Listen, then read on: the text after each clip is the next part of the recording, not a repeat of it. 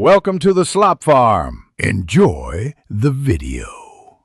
In this video, I will show you how to make shrimp hibachi at home. First, ensure your shrimp are peeled and deveined, ready for cooking.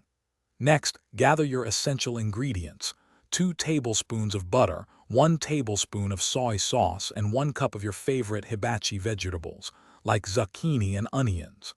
Having everything prepped makes the cooking process smooth and enjoyable, just like at your favorite restaurant. Now, let's get those shrimp perfectly seared. Heat 1 tablespoon of your preferred cooking oil in a large skillet or wok over medium-high heat.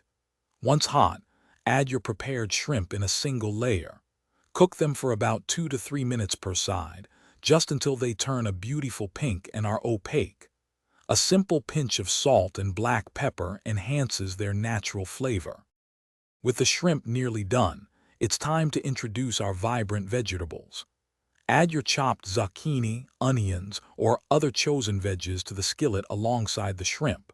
Sauté them for 3 to 5 minutes, aiming for a tender, crisp texture.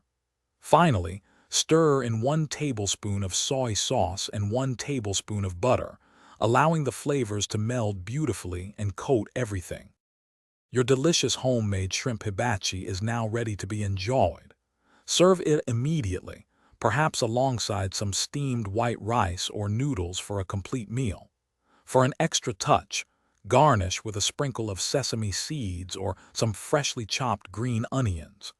You've successfully created a restaurant-quality dish right in your own kitchen, proving how easy and rewarding it can be. Thanks for watching. Consider subscribing if we helped you today.